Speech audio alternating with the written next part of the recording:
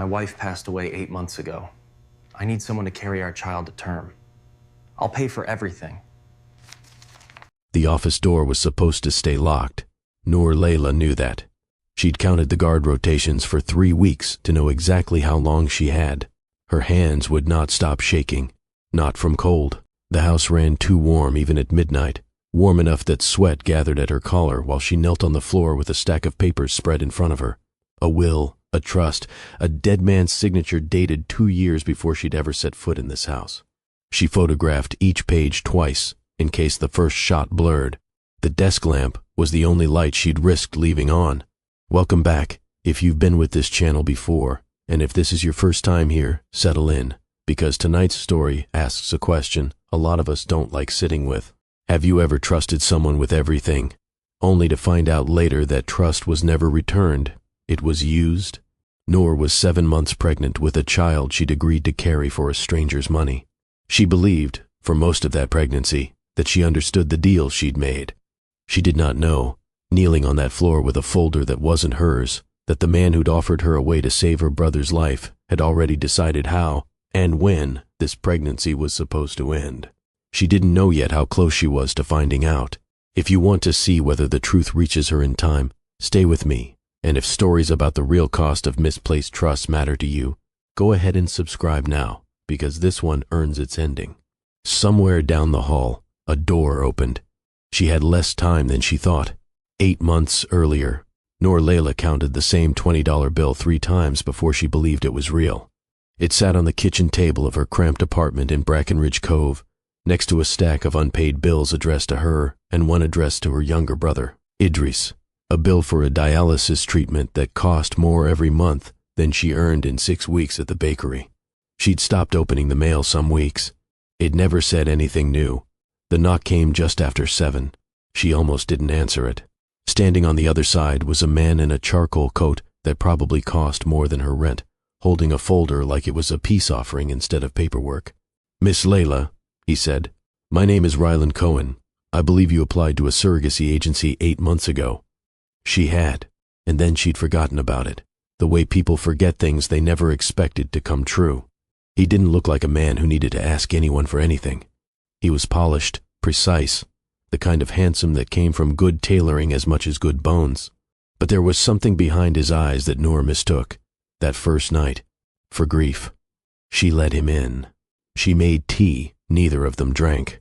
"My wife," he said quietly, sitting across from her, "passed away 8 months ago. Before she did, we created an embryo together. It's the last piece of her I have left." His voice caught, right on cue, though Noor had no way of knowing yet that it was a cue at all. "I need someone to carry it to term. I'll pay for everything, medical care, housing, your brother's treatment, whatever you need." He said Idris's name like he already knew it mattered. He said, "whatever you need," like the words cost him nothing, which, in a sense, they didn't. Noor should have asked more questions. She would spend the rest of the year wishing she had. Instead, she looked at the folder full of numbers that could keep her brother alive, numbers that made the difference between a hospital bed and a future. And something in her chest that should have stayed cautious simply gave out. "Why me?" she asked, because it was the only question she had energy left for. "Because the agency said you were kind," Ryland said, "and because I think Odalise would have liked you." It was a good line. She would remember, months later, how good a line it was, and how carefully it had been chosen. She signed that night, at her own kitchen table, with a pen he'd brought himself. He watched her sign the way a man watches a door close behind him, not with grief, with relief. She didn't see it then. She only saw a man who seemed to be drowning in loss, offering her a hand up out of her own. She would understand later that he hadn't offered her a hand at all. He had offered her a role. The Cohen estate sat on a bluff outside town, a house so large it seemed to swallow sound. Noor's footsteps didn't echo in it. They just disappeared. Ryland moved her into the guest wing that same week, a suite with its own sitting room, its own private nurse, its own set of house rules that arrived without ever being called rules. She was never to leave without notifying the staff first. He called it protection. In those early weeks, when the pregnancy was still new and fragile and every kindness he showed her felt like proof she'd made the right choice, she told herself it was protection too. Her private nurse was a soft-spoken woman named Adeline Reyes, with a habit of humming under her breath while she took blood pressure readings. Adeline was the first person in that house who asked Noor how she was doing, not how the pregnancy was doing, and Noor clung to the distinction more than she realized at the time. Rylan was attentive in ways that surprised her. He remembered she liked her tea with too much honey. He sat with her through nights when morning sickness wouldn't let her sleep, telling her stories about his late wife, Odalys, a marine biologist gone in a boating accident on the very water Noor could see from her window if she stood close enough to the glass. For a while, that attentiveness felt like grief looking for somewhere safe to land. Noor let it land on her, because it was easier than being alone in a house this size. It curdled faster than she expected. He grew agitated when she asked to visit Idris. Not angry, never angry, just quietly, persistently discouraging, the way a man redirects a conversation he doesn't want to have twice. He started appearing in the sitting room when her mail arrived, opening envelopes before she reached them, scanning the contents with the same polished calm he brought to everything. "Just making sure nothing upsetting reaches you," he told her, the first time she caught him doing it. He handed the letter over already opened, already read, as though that made it a courtesy instead of a violation. She didn't push back. She told herself it wasn't worth the fight, that a man grieving his wife was allowed to be strange about small things. Have you ever watched someone get closer to you for reasons that had nothing to do with affection? It's rarely obvious in the moment. It usually looks like attention, like care, right up until it doesn't anymore. That's the moment Noor was standing in, and she didn't have the words for it yet. Stay with me, because someone is about to walk into this house who sees it very differently than she does. When Adeline gently suggested, a week later, that Noor might want a second opinion from her own physician instead of the one Rylan had hired, Rylan rearranged the nursing schedule within days. Adeline's hours grew shorter, her replacement shifts filled with unfamiliar faces. The two women were, quite suddenly, rarely alone together. Noor noticed. She said nothing. Grief made people strange, she told herself again, folding the excuse until it fit. She had no way of knowing yet that grief was the smallest part of what was driving Ryland Cohen, or that the house's silence wasn't swallowing her footsteps by accident. 6 weeks into her pregnancy, a man showed up at the gate that the guards almost didn't let through. He had Ryland's jaw and none of his polish, a scar along one forearm, a limp he tried to hide, and eyes that softened the moment they landed on Noor standing on the porch. "You must be the surrogate," he said, then winced. "Sorry, that came out wrong. I'm Javier, Ryland's brother." She hadn't known Ryland had a brother. Ryland had never mentioned him, not once in all the nights he'd talked about Odalys, about grief, about the house and its silence. Javier Cohen had been estranged from the family for 4 years. Since a falling out no one would explain to Noor in full. He'd served overseas. He'd come home to a cancer diagnosis that nearly ended his ability to have children of his own, and he came through it stubborn and quiet and still standing. He'd only returned to Brackenridge Cove, he told her eventually, because Odalys had reached out to him before she died, asking him to come home and mend things with his brother. He'd been too late for that conversation. Odalys was already gone by the time he arrived. He visited often after that first meeting, always with some excuse, checking on the property, dropping off things for Rylan, though Rylan seemed to find every reason to keep the visits short and supervised, standing in doorways with his arms crossed until Javier left.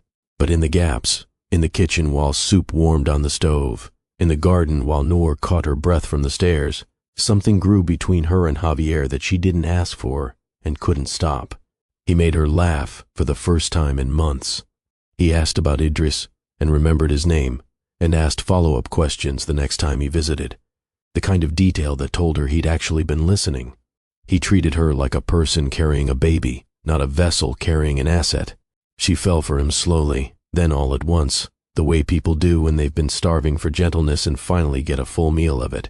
There was an afternoon near the end of the second trimester when Javier drove her to the coast without telling Rylan, because Noor had said, half joking, that she missed the sound of open water instead of the manicured silence of the estate's private dock. He didn't ask twice. He just got the keys. They stopped at a gas station 20 minutes out, and he came back with 2 sandwiches wrapped in plastic that neither of them would have chosen on a better day. And somehow they were perfect anyway. They sat on the hood of his truck eating them, watching gulls fight over a dropped fry, salt air pulling loose the tightness Noor had been carrying in her shoulders for weeks without noticing. "Do you regret coming back?" she asked him. "To all this, your brother barely looks at you." He was quiet for a moment, watching the water. "I came back for Odalise," he said. "She asked me to fix things with Rylan before she died. I couldn't do that." He turned the sandwich wrapper over in his hands, not quite looking at her. "But some days I think I came back for something else instead. And I didn't know it yet." He didn't finish the thought. He didn't have to. Noor felt it land anyway, somewhere under her ribs, next to the flutter of a baby she believed, at that point, had nothing to do with the man sitting beside her. She hated herself for it, a little, right there on the hood of his truck. She was carrying another man's child, or so she believed. She'd signed a contract. She had no business feeling the way she felt when Javier went quiet like that, like he was choosing his next words carefully, because they mattered. But some nights, lying awake in the guest wing, long after Javier had driven back to wherever he stayed, she let herself imagine a version of her life, where the baby was safe, where Idris was healthy, where Javier's hand found hers across a kitchen table that wasn't borrowed from someone else's grief. She didn't yet know how much that imagined life would cost her to reach. She didn't yet know how much closer to true it already was than she dared to hope. The crack came from a paper Noor was never supposed to see. She'd gone looking for her own prenatal file, wanting to compare notes with Adeline about a cramping episode Rylan had dismissed as nothing to worry about. The estate's locked office wasn't locked that afternoon, a rare gap, the kind of small oversight a house this careful almost never allowed. She let herself in, telling herself she'd be quick. Her folder was exactly where she expected it, in a cabinet near the window. But tucked behind it, out of place in a way that snagged her attention before she understood why, was another folder entirely. A fertility clinic record, 5 years old, under the name Javier Cohen. She stood very still, reading it twice, because the first read didn't make sense and she needed the second one to confirm it. A sperm sample, frozen before his cancer treatment, back when doctors weren't sure if he'd ever father a child the natural way, and a younger Javier had made a quiet decision to leave that door open, just in case. And beneath it, a transfer authorization, dated 8 months ago, 1 week after Odalise's death, releasing that sample to a private clinic, where it had been used to create the embryo now growing inside Noor. Not Rylan's child, Javier's. Noor sat down hard on the office floor, the papers shaking in her hands, and for the first time she let herself ask the question she'd been avoiding since. The night Rylan knocked on her door, why would a grieving widower steal his estranged brother's genetic material to create a child that wasn't his own? She didn't have an answer. She only had the settling certainty of someone who has finally stopped explaining away what's in front of her. Every kindness Rylan had shown her, the tea, the stories about Odalise, the hand on her shoulder during those long nights of morning sickness, all of it sat differently now, viewed through the lens of a folder he'd hidden behind hers. Have you ever found out something that changed the shape of everything you thought you understood? Not slowly, but all at once in the time it takes to read one page. That's where Noor was sitting, on that office floor, in a house that had never once felt like it belonged to her. She didn't know yet what this meant for the baby inside her, or for Javier, or for herself. But she knew, with total clarity, that the man who called himself the father of her child had lied to her from the very first knock on her door. If you've ever had a piece of paper rearrange your whole understanding of someone, you already know there's no going back from a moment like that. Stay with me, because Noor's next move is about to determine whether she gets out of this house at all. She found the answer 3 days later. A spare key appeared in her hand without much explanation, slipped to her by Adeline out of a guilt Noor didn't fully understand yet, and it opened a drawer in the office she'd been told more than once not to touch. Inside was a single document, its pages worn soft at the corners from years of being read and reread by someone else. The last will and testament of Cormac Cohen, Rylan and Javier's father, dead 2 years before Noor ever met either of his sons. The terms were simple enough to state and brutal enough to live inside. Cormac's estate, the house on Hollow Ridge, the family's textile company, a fortune that ran 8 figures deep, was held in a trust with one condition attached. It would pass in full to whichever son produced a legitimate biological heir first, born before Rylan's 40th birthday. If neither son had an heir by that date, The entire estate would be liquidated and handed to a foundation neither brother controlled. No heir, no inheritance. Whoever became a father first won everything. There was no dividing it, no sharing it, no room in Cormac Cohen's will for two sons to simply agree to split what he'd built. Rylan had believed himself infertile since a diagnosis 3 years earlier, a diagnosis he'd hidden from everyone, including his own wife. Javier, meanwhile, had frozen a sample of his own before chemotherapy years before, a young man's insurance policy against a future he wasn't sure he'd survive long enough to have. Odalise had known about Rylan's condition.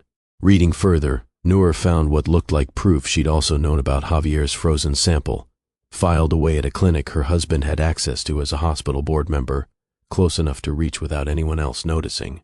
Whether Odalise had meant to use it herself one day, or whether Rylan had simply taken the choice from her after her death, Noor would never fully learn. What she did know, reading the will with one hand pressed flat against her stomach, was this: the child inside her wasn't Rylan's proof of love for his dead wife, the way he'd told it to her that first night at her kitchen table. It was his last chance to inherit everything before a birthday now 4 months away, and he'd built that chance out of a theft his own brother didn't even know had happened. The pieces locked into place one by one, each worse than the last. A dead wife's embryo story that was never true. A stolen sample from an estranged brother he could barely look at. A fortune waiting on the other side of a birth certificate with the right name on it. That alone would have been betrayal enough to end things between her and Rylan Cohen forever. It was not, Noor would soon discover, the worst of what he'd planned. Adeline found Noor in the garden that night, pale and silent on a bench she'd chosen because it was out of sight of every window that mattered, and finally said the thing she'd been swallowing for weeks. "There's a clause," Adeline said, voice low, glancing once toward the house before she continued. "In the trust, if the heir is born but doesn't survive infancy, the inheritance doesn't go to Javier as next of kin. It reverts entirely and permanently to Rylan. No contest, no shared custody dispute, no test forcing him to split the company with a brother he can't stand to be in a room with." She stopped, steadied herself. A child who doesn't survive settles this faster and cleaner than one who does. Noor felt the blood leave her face. "You're saying he wants—" "I'm saying I found travel records for a private clinic upstate, one that handles high-risk deliveries quietly, off the record, with a small staff and fewer questions than any hospital in this county would ask." Adeline's hands were shaking now too. "I'm saying he's been asking me questions about complications no grieving father should need to ask. I'm saying I should have told you months ago, and I didn't, because he pays for my son's college and I told myself none of this was my business to interfere with." Her voice cracked on the last of it. "I was wrong. It's past time I told you the truth." Noor pressed a hand to her stomach, feeling the small, insistent kick of a baby who had no idea what it had already been born into. She thought of Idris on dialysis, of every dollar already spent on his treatment, of a contract with clauses she'd been too desperate to read closely enough the night she signed it. She thought of Javier, who still didn't know the child she carried was his, or that his own brother intended to make certain it never drew a second breath. 11 weeks. That was what stood between her and the delivery date circled on Rylan's calendar. 11 weeks to find proof strong enough that anyone would believe her over a man whose name sat on every deed, every donation plaque, every hospital wing in town. If you've ever had to sit with a truth this heavy, knowing that saying it out loud would change everything and staying silent would change nothing at all, you understand exactly where Noor and Adeline were standing that night. This is the moment the story stops being about heartbreak and starts being about survival. Stay with me, and if this kind of story matters to you, make sure you're subscribed, because what happens next determines whether this child gets the chance to be born at all. Rylan noticed the shift in her before she said a single word. Guilt has a way of changing how a person carries themselves, and so does fear, and Noor had begun carrying both at once. He grew colder, faster, less careful with the performance of grief he'd worn so well for months. He canceled Javier's visits under the excuse of protecting the pregnancy from stress. He replaced Adeline's remaining shifts with a nurse Noor had never met before, a woman who watched her with the flat, professional attention of someone being paid to report, not to care. Noor's phone went missing one afternoon and was never returned, no matter how many times she asked. The driver who used to take her to see Idris now claimed, week after week, that the car needed repairs. Noor understood, watching the house rearrange itself around her one small restriction at a time, that she was no longer a guest on Hollow Ridge. She was an asset nearing its expiration, and Ryland Cohen intended to make sure that when the time came, there would be no one left to complicate his inheritance. Not a living heir who might one day ask questions about his real father, and, in her worst moments, she suspected perhaps not a surrogate who now knew too much either. She thought about running. More than once, alone at night, she turned the idea over completely. But running meant leaving Idris exposed to medical bills Ryland's money was still covering. It meant walking out of a guarded estate on legs swollen with 7 months of pregnancy. It meant trusting a stranger's sympathy to move faster than a rich man's lawyers ever would. Every version of escape she considered ended the same way. Back inside these walls with fewer options than before, she couldn't outrun Ryland Cohen.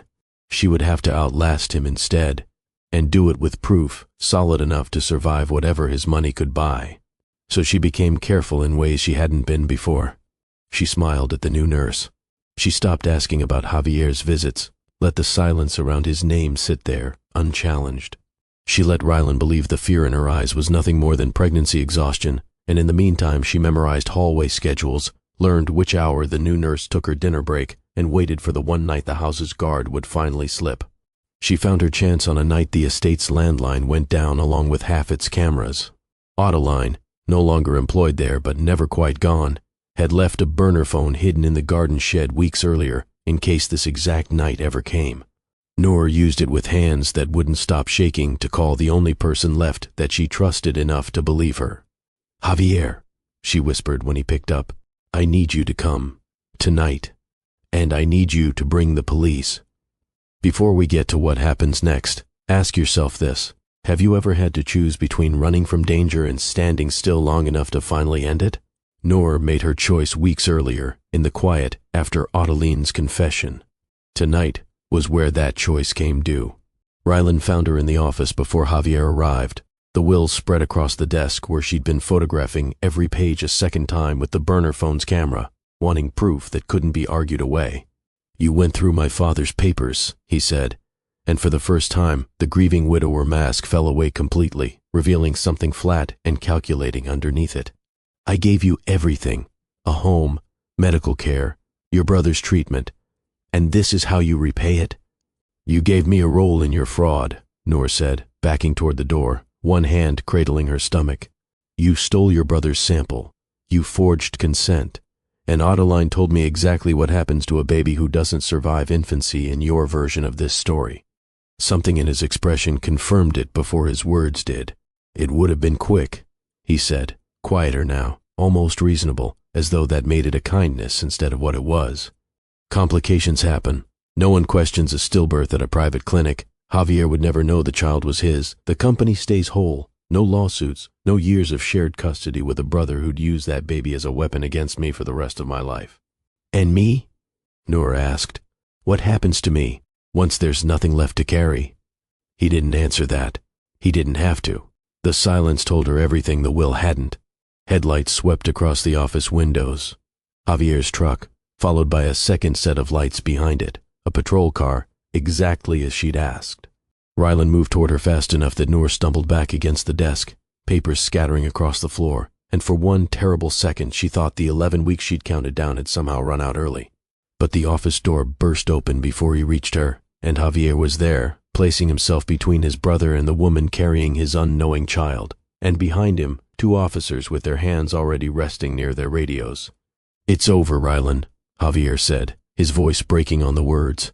Grief and fury tangled together for the brother he'd once loved and had spent 4 years trying to understand from a distance. "I read the file Odeline sent me on the drive over, the clinic records, the transfer authorization, all of it." Ryland Cohen did not confess with any dignity. He confessed the way frightened men often do, blaming Odalise for keeping secrets she'd taken to her grave, blaming his father's cruel trust for forcing his hand, blaming everyone in that room and out of it except the choices he alone had made. But he confessed. Enough of it, loud enough, for the officers standing in the doorway to hear every word they needed. The consequences did not arrive all at once, the way they might in a story built for comfort instead of truth. Ryland was arrested that night on charges of fraud and conspiracy, though proving intent to harm an unborn child in a way that would satisfy a jury took the district attorney's office the better part of a year, built on Adeline's testimony, the clinic's travel logs, and the recording captured on Noor's burner phone in the final minutes before Javier arrived. He did not go free. He also did not face the full weight Noor privately wished for him in her angriest hours. A plea deal reduced his sentence in exchange for surrendering all claim to his father's trust, which meant the fortune passed at last to Javier, the son who'd been written out of the family in every way but blood. Javier didn't want it. He said so more than once, standing in the ruins of a house that no longer felt like home to either of them. But he used it anyway, sold most of the property, funded Idris's transplant with money that no longer felt tainted once it was spent on something good, and set up a trust of his own, one with no cruel conditions attached, for the daughter Noor gave birth to 7 weeks later. They named her Odalise, after the woman who had tried, in her own quiet way, to make something right before she died, and whose death, Noor would learn from a reopened investigation the following spring, had not been the accident Rylan once claimed it was. That too came with its own reckoning, delayed but not denied. Noor and Javier did not fall into an easy, uncomplicated love once the danger had passed. Trauma doesn't dissolve the moment justice arrives. There were months where Noor flinched at every unexpected knock on a door, months where Javier carried a guilt of his own for not seeing his brothers rot. Sooner, months where the baby between them was, at times, a reminder of the worst period of both their lives, as much as she was a reason to keep going. But they stayed. They built something slow and honest, instead of something built on hidden folders and locked drawers. Idris recovered, went back to school, and started sending Noor pictures of a life that no longer revolved around waiting rooms. Adeline Reyes lost her nursing license over her early silence, but kept something more valuable, Noor's forgiveness, given not because it had been. Easily earned, but because Noor understood by the end exactly what fear could make a good person do, and what it had finally taken for Adeline to undo it. Rylan Cohen served his sentence in a prison 2 hours from the town that used to carry his family's name on half its buildings. He wrote to Javier once a year, letters Javier read and never answered. He never met his niece. Some debts, Noor came to believe, are not meant to be repaid in reconciliation. Some are simply meant to be paid, in full. On Odalis's first birthday, Noor stood on the porch of the small house she and Javier had bought outright, far from Hollow Ridge, and watched him carry their daughter through a garden that belonged to no one's will but their own. She thought about the $20 bill she'd counted 3 times, the folder full of numbers that had once looked like salvation, and the year it had taken her to learn that the truest kind of rescue never comes wrapped in someone else's motives. It comes instead from telling the truth when it's hardest, and from trusting the people who stay long enough to hear it.